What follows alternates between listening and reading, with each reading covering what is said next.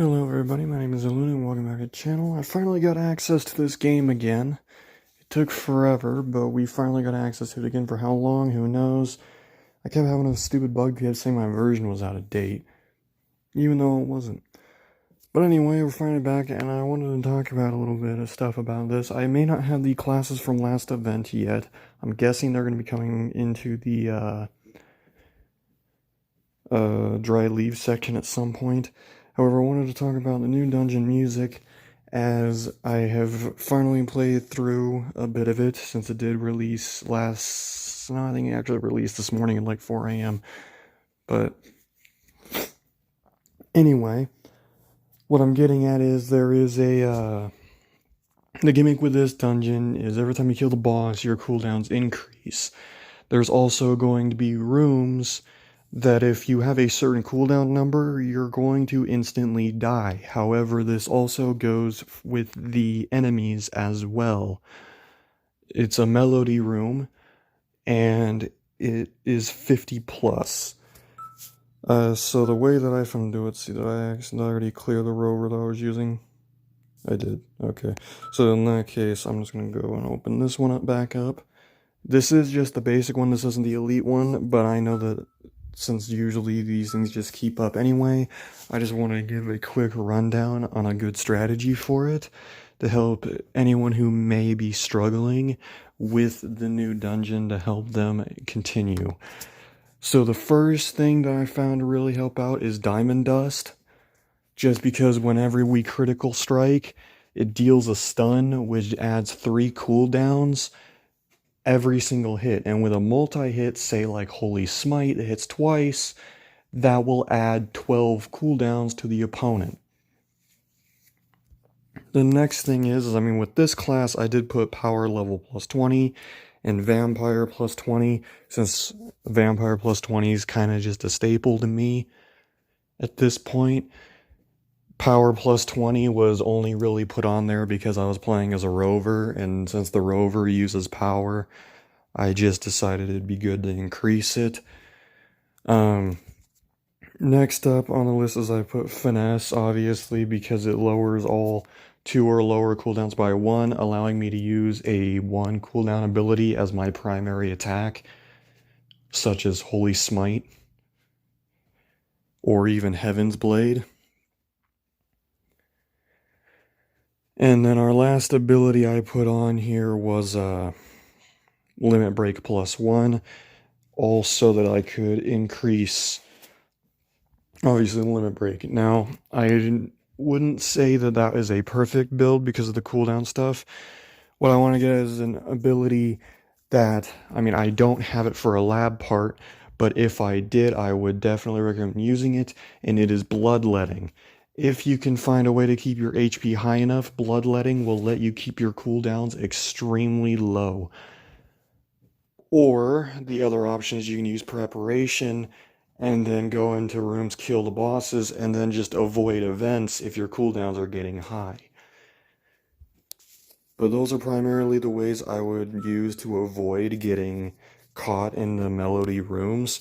Since we have glyph rooms, it is a bit easier since they get barriers, and then we can level up our abilities. It will definitely help out with that. Other abilities that you could use to help yourself out are counter.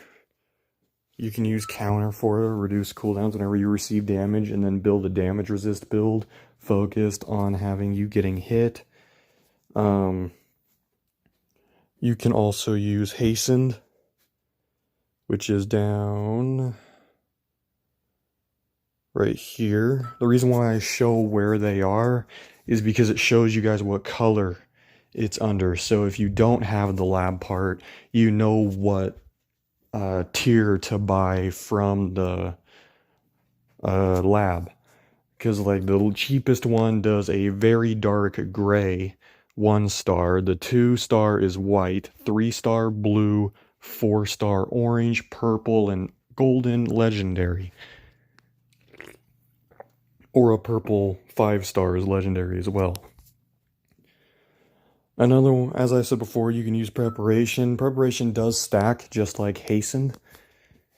It will allow you to Preparation, basically, every time you move rooms, as I said, it lowers the cooldown by 1. If you have it more than 1, it does -1 per level. I don't think you have to stack this thing more than once to really do that. Hastened is kind of like Godspeed, but a bit more expensive to use. And then that would be basically about it. I mean, you could still use alchemy in that to get better equipment. Because since it's a paralysis, it's kind of hard to avoid it. I mean, I guess you could use fleet-footed. If you used fleet-footed and you built it up, you would be immune to paralysis, which will help you out with just not taking the effect whatsoever. And then it's pretty much just managing your own cooldowns at that point. As for classes, I mean, I only did the first one and I did it with the Rover because, I mean, I haven't gotten up to the Mystic one yet. But based on what I've seen of it, as far as a class goes, you could probably relatively use any of them that you really want so far. Because with the only effect being that we take increased cooldown on killing bosses, it's not really all that big of a requirement to need to have certain things. Like, this is going to be probably one of the easier event dungeons for you guys, just because there's not much to have to worry about. There's no kind of, like, stupid degradation rooms.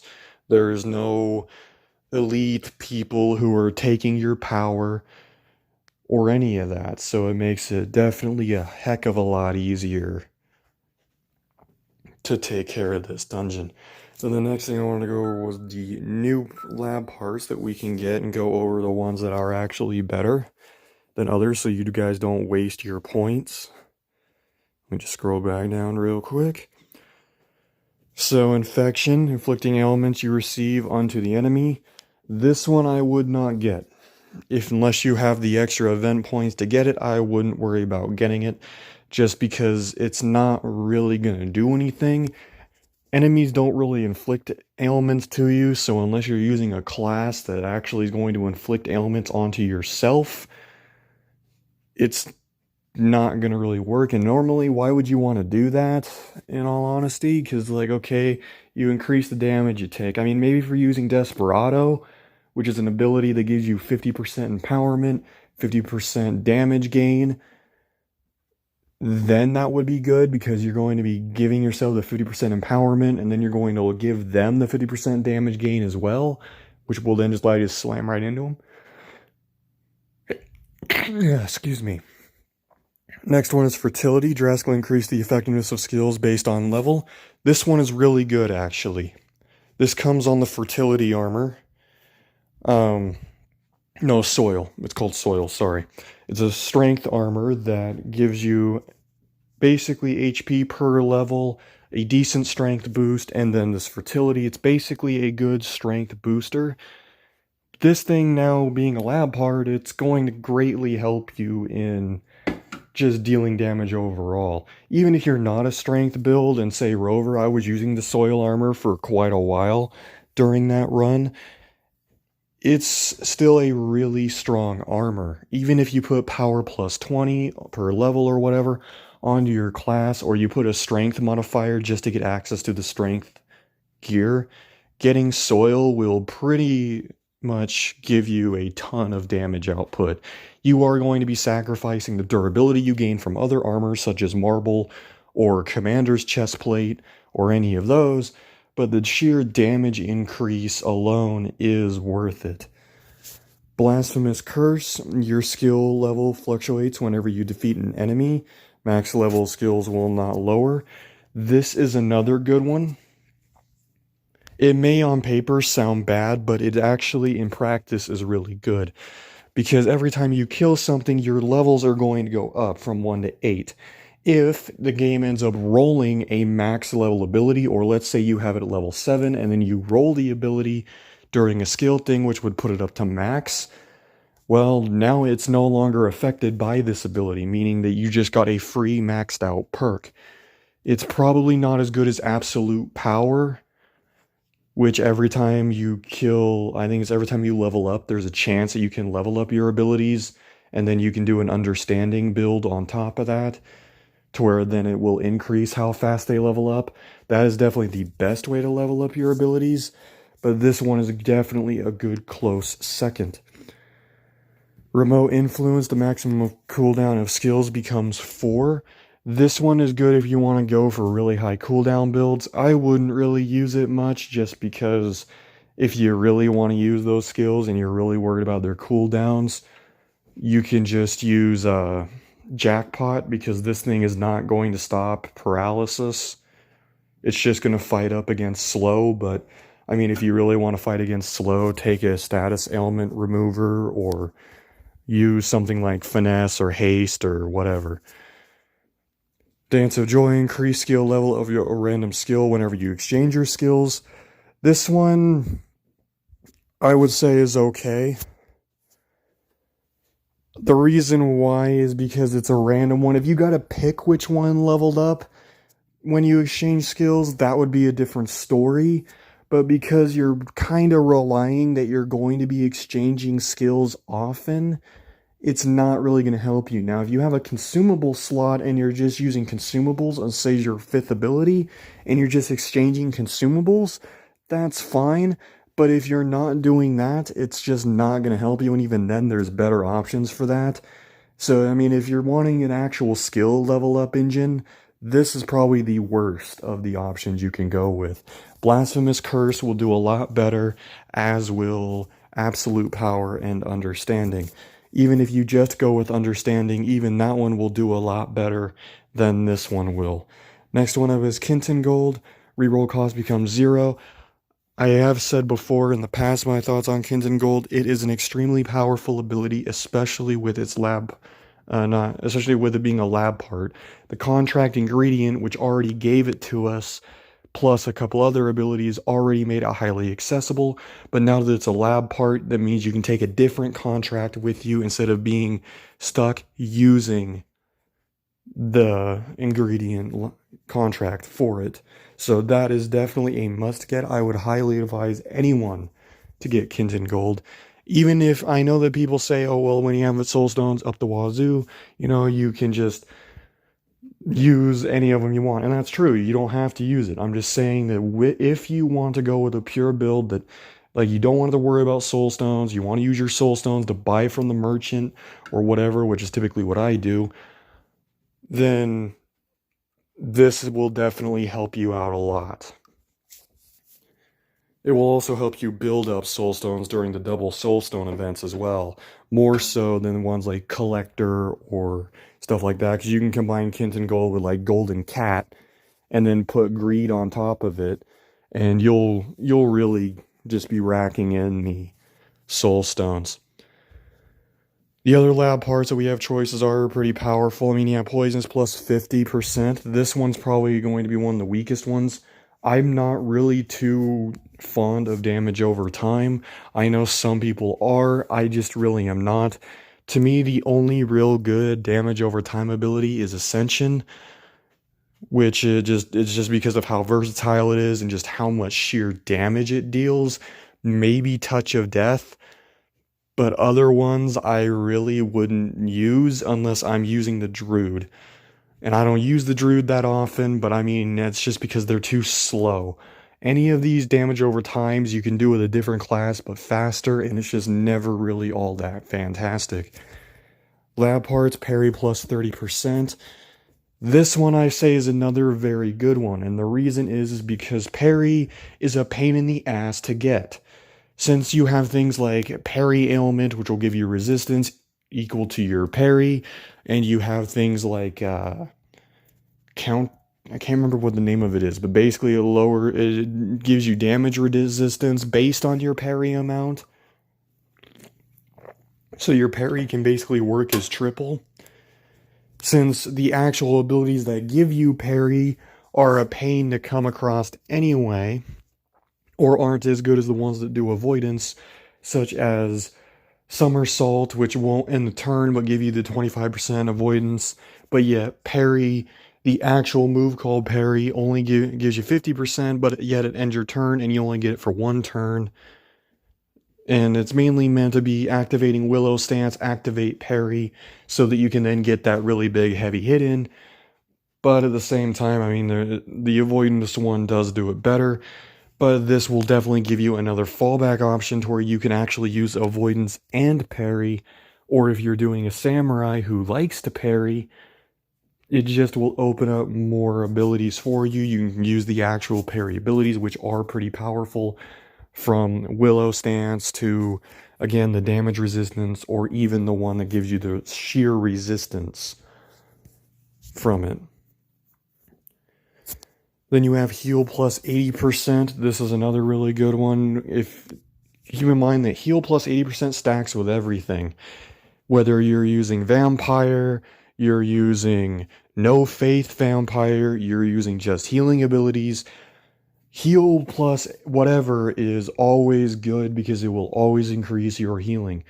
That is why I've said in the past that things like Angel's Light is such a staple, because it will give you not only 10% of your HP back instantly, but also give you basically double your healing amount. So if you just have Vampire plus 20%, you do 100 damage, you're now healing 40 HP. It's great. Effective plus 30%, increase the status. Chance to inflict status, I'm sorry. This one is another one that I would say is okay depending on class. If you aren't just going to go with party time for like a death knight and instead you would rather inflict capture, then yes, effective is definitely the way to go. But I mean, if you're doing that example, it's normally better just to take party time so you can just guarantee that you can capture whatever. Because even with effectiveness, trying to capture a stupid conquest or a disaster or, God forbid, a god, it's a pain. And it takes forever to even try and get it to hit, especially when their cooldowns are like 10. Reflect plus 100% deal damage whenever you're hit. This is another good thing for probably Dragoon only, really, just because it's only increasing Reflect. I know that the Paladin could use this as well, and it would increase their damage resistance due to their passive, which wouldn't be bad, but I mean, they really don't care about the Reflect as much. They only really use the Reflect as a damage resistor, nothing really super powerful. Versus the Dragoon, it's kind of their whole entire gimmick is to be with Reflect damage. So I mean, if you like Dragoon, this thing would be really good, but you probably could still get away with not using it, because there's still the Dragon God Axe, which gives you this same ability. And then luck plus 30. Luck is always good, especially a plus 30. That would usually cost you one of your actual like Seeds of Disasters to get this kind of effect. Same thing goes to the parry plus 30. So I would definitely advise getting the luck plus 30, because even if you aren't using royalty, it's still plus 30 luck, which will help you out with events, so you don't get like paralyzed or whatever. It will help you get better equipment, better abilities. It's just all around a decent thing to have, even if it's not a staple. You could just even get it one for a contract. Even plus 15 is good enough. I wouldn't really get one that's any lower than plus 15, but anything that is at least plus 15 in luck, definitely a good one. And the rest of these, I don't really know much about them. I mean, I have read through them, but I mean, I don't normally get the amulets unless there's one that really is taking me back. Like, take, for example, Hidden Room. I mean, maybe some of these amulets and that, such as like the effectiveness, will help out with the newer classes. Again, I don't have them yet, so maybe it does. But if it does, I mean, as I said again, I'm not really a big fan of those kinds of classes, so it probably won't be a class I use all that much. As for Extinguishing Flame, adding damage over time permanently, I've used this ability before, and it really doesn't do much. Its damage is too low. You are consuming your turn, basically to do the damage of less damage than a stab, And I know that you could say, oh, well, poisonous would increase this. Well, let's even take the highest one we had, which would be poison plus 50%. This thing has a power of 30, which means you're only going to be bringing that 30 up to 45 power. That is nothing. Like, you're only hitting for half of your intelligence, and intelligence is supposed to be explosive critical damage, and this thing just doesn't do it. Or Amulet Hidden Room, gain shield power 50 based on HP. I don't think this one's very good either because there's Blood Shield. And because Blood Shield gives you 200% of your HP as a shield, and then you hit yourself for 50% of your HP, but it ends up hitting the shield because the shield comes in first, you'll gain way more shielding out of that, and it doesn't end your turn, versus this thing will. Careful Tricks, gain effectiveness for 5 turns, 100%, and reduce cooldown of one of your skills randomly, -3. This one actually would be pretty good, but not because of the gain effectiveness. It's mainly for the cooldown reduction. The -3 could basically be used as the quick draw ability. Assuming this thing doesn't end your turn, it doesn't say if it does or not, but assuming it doesn't, then that would actually be not too bad.